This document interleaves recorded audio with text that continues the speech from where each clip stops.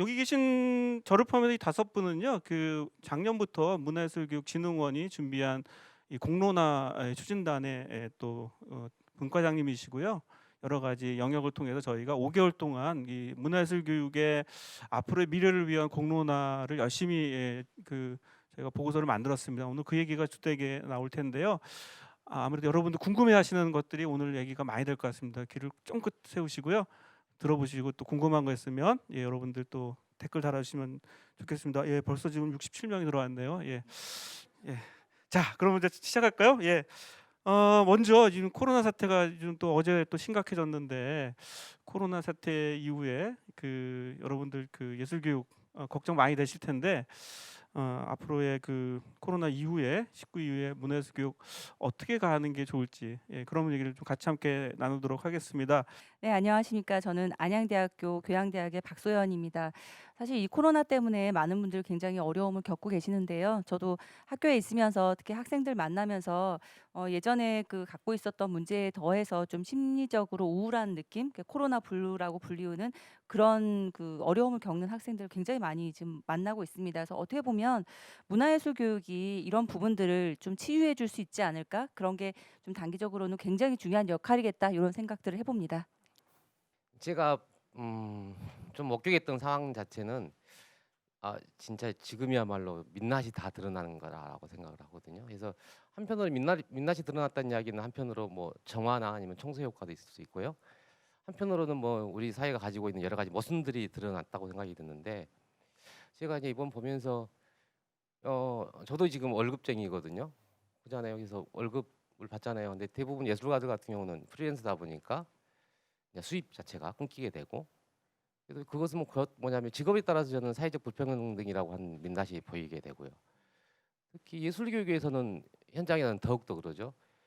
가장 안전한 곳이 학교라고 하는 부분이었지만 사회가 이제 위험하게 되니까 학교 또한 위험한 곳으로 인지가 되고요. 그다음에 학교 수업이라고 하는 것들도 이제 여러 가지 변화가 필요하게 되고요. 그래서 뭐 짧게 이야기한다 그러면 사회 민낯을 드러내기 때문에 이 민낯 자체를 좀 스트레스로 받아들이는 게 아니라 외상 후 어떻게 성장할 것인가라고 하는 과제에 대해서 좀 같이 고민해야 되지 않을까라는 생각입니다. 네, 고맙습니다. 신정원 선생님 어떻게 생각하세요? 예. 네. 저는 한국예술연구소 신정원 연구원입니다. 저는 이 코로나 사태 이후에 굉장히 초현실적인 경험을 하게 됐다고 생각을 하는데요. 학교에 갔는데 학생들은 전혀 보이지 않고 주민들께서 반려견과 행복하게 산책을 하시는 모습을 보면서 '아, 코로나 사태가 정말 우리의 생활을 완전히 바꿨구나.' 이런 생각을 하게 됐습니다. 아마도 이런 비대면이 일상이 되면 예술 교육을 어떻게 바꿔야 할지가 우리 모두에게 굉장한 도전 과제가 되지 싶습니다. 아주 짧게 해주셨네요. 다음부터 길게 해주셔도 됩니다. 예. 네, 안녕하세요. 저는 문화다움 대표인 추미경이라고 하고요. 이제 코로나 때문에 사실 언택트나 이런 여러 가지 뉴 노멀 뭐 이런 상황들이 계속 얘기가 되는데, 문화예술 교육의 기본 본성이 이제 소통하고 또 연대감도 만들고 공동체적인 어떤 관계망들을 설정하는 것에 굉장히 주목적이었다면, 저는 문화예술 교육 자체의 정체성이 좀 흔들리는 건 분명하다고 좀 생각이 되고요. 그렇지만 이럴 때일수록 좀 새로운 환경 속에서 어떻게 인간의 본성이 좀 다시 발현돼야 될 것인가, 이런 새로운 창의성이 좀 더 절실히 요구되는 그런 시기라고 생각이 되고, 다양한 실험들이 좀 천천히 진행됐으면 좋겠습니다. 네. 안녕하십니까? 저는 카톨릭 대학교에 있고요. 요즘에 이제 지역 현장을 좀 다니고 있는데 뭐 정말 이 코로나19 때문에 지역 문화 현장은 뭐 초토화라는 말이 뭐 분기, 초토화, 중단 이런 용어들이 지금 나타나고 있습니다. 그만큼 이 문화예술 또 문화예술 교육의 현장이라고 하는 게 굉장히 취약한 지대였다.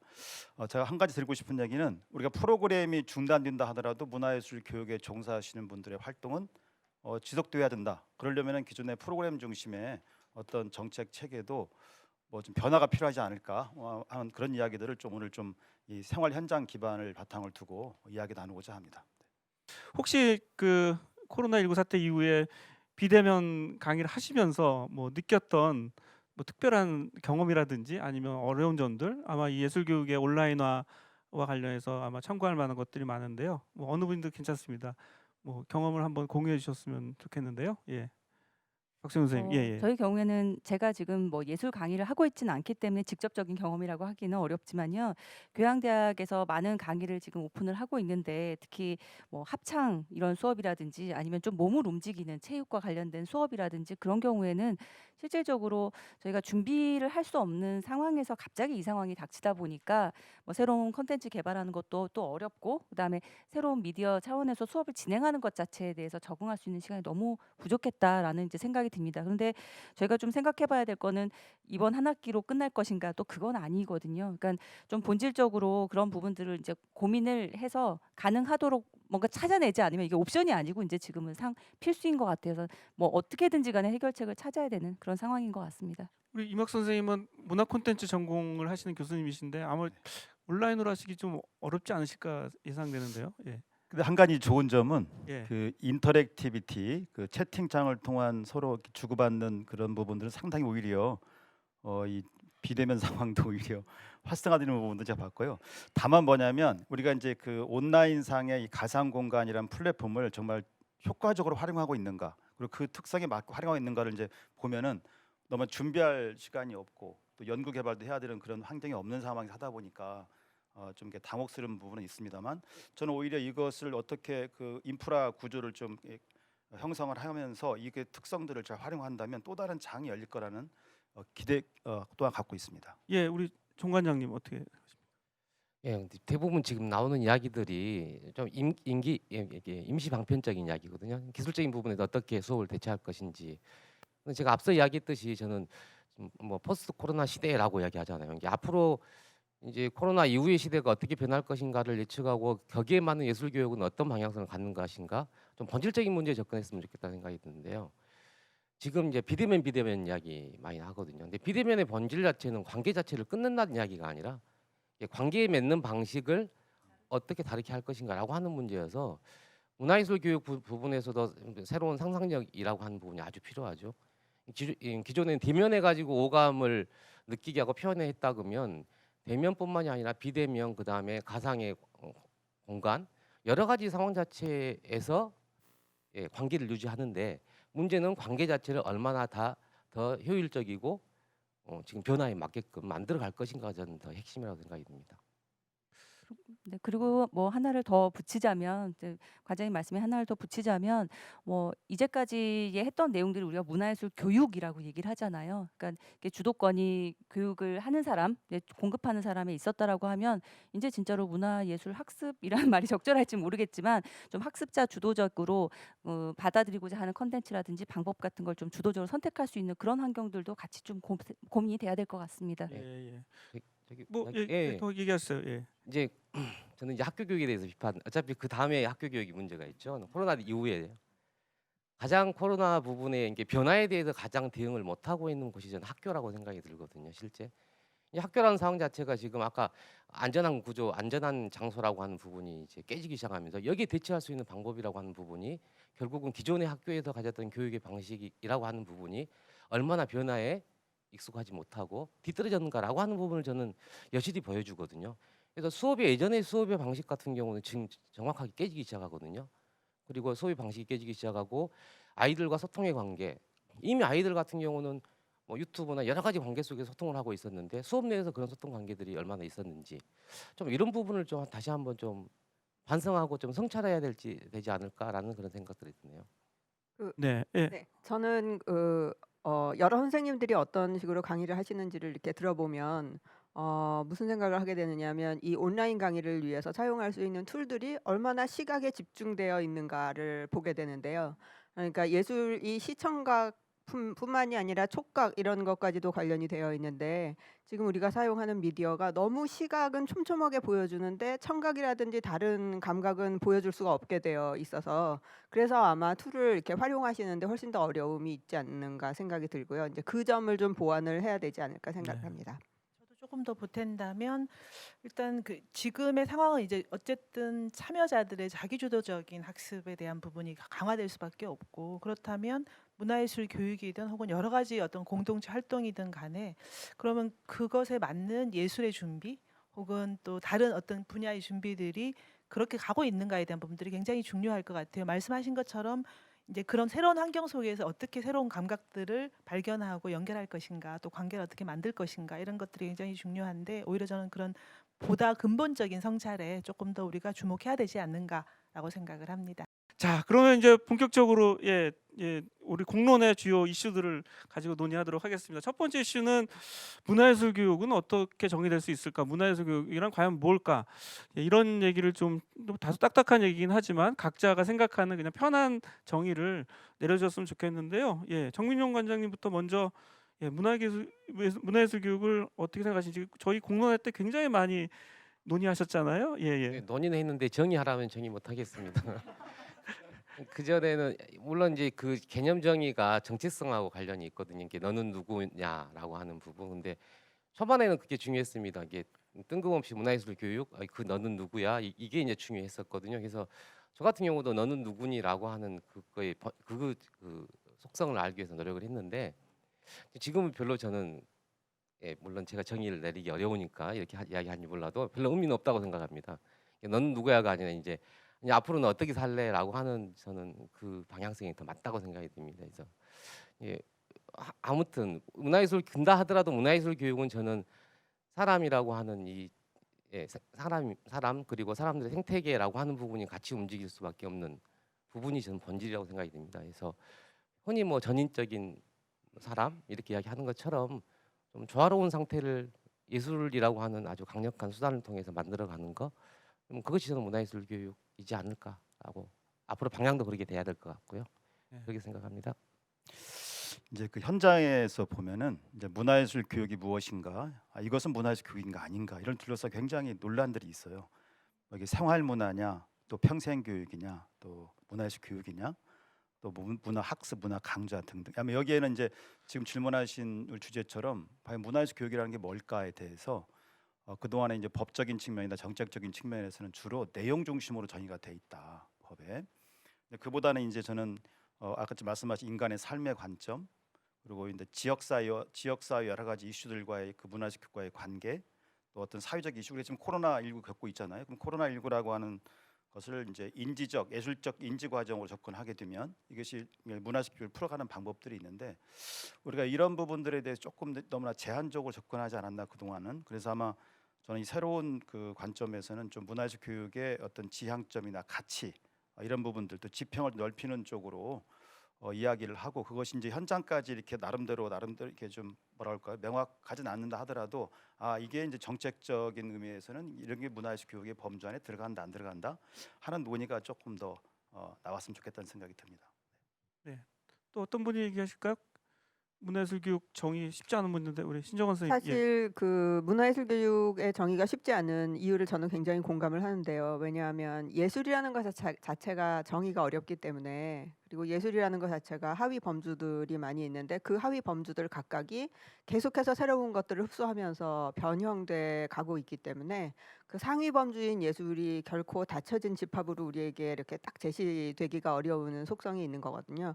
그래서 문화예술 교육이라고 하는 것은 계속 어떤 식으로 생명력을 유지할 수 있으면서도 학생들의 능력 개발에 도움이 되는 방향을 찾는 그런 식으로 계속 가야 되는 게 아닌가 하는 생각을 해봅니다. 네.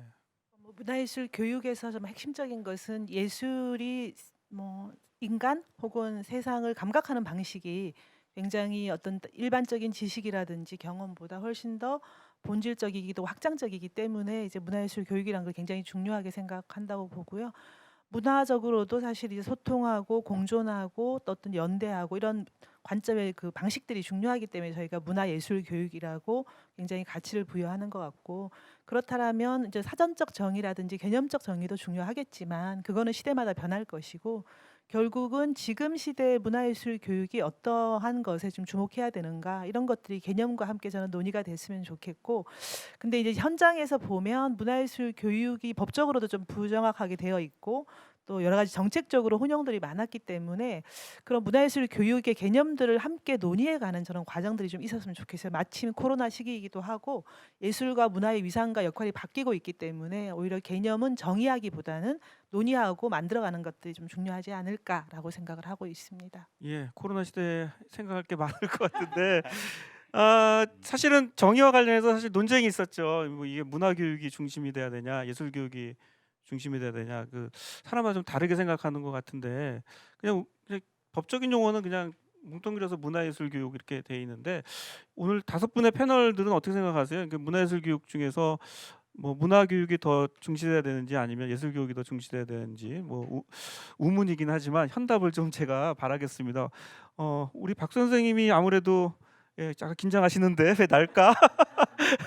예, 아무래도 학교에 또 학생들 가르치는 또 학교에 계시니까 어떻게 생각하세요? 그 예술 교육, 문화 교육 이 양자의 관계 이런 거? 예. 글쎄요. 그냥 좀 단순하게 접근을 하자면 문화 교육이라고 하면 좀 모든 사람들이 좀 편하게 접근할 수 있는 느낌이 들고, 예술 교육하면은 뭔가 작정을 하고 특별한 사람들이 조금 더 전문성을 가질 수 있도록 하는 뭐 그런 식의 느낌을 가지고 있는데, 그건 제가 이제 얄팍하게 가지고 있는 저의 생각이긴 한데, 사실은 지금의 지향점을 놓고 보자고 하면 예술 교육보다는 오히려 조금 문화 교육 쪽에 좀 더 가까운 방향으로 이렇게 확산이 돼야 되지 않을까, 이런 생각은 지금 좀 가지고 있고요.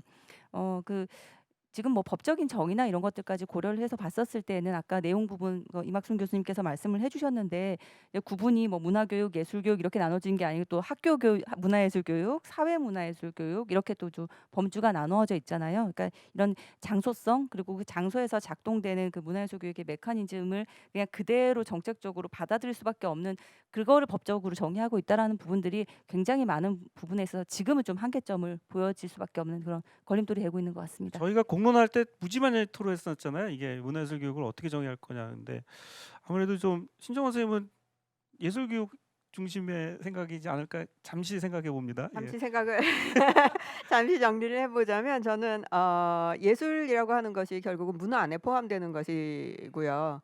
그리고 이제 어떤 것이 예술이냐 아니냐를 놓고 굉장히 역시 논란이 있는 것이기 때문에, 그리고 예술도 점점 넓혀가는 추세에 있기 때문에 이 예술과 문화의 접점을 주목하면서 좀 이렇게 넓혀가면서 문화예술 교육을 할 필요가 있다는 생각이 듭니다. 왜냐하면 정통적인 예술만을 우리가 예술이라고 했을 때 그것이 좀 너무 협소하게 되는 문제들이 있어서, 그런데 또 이제 문화 안에는 우리가 문화예술 교육이 하려고 하는 것이 아닌 것들도 너무 많이 들어오거든요. 그 개념 자체가 굉장히 한계가 모호하기 때문에.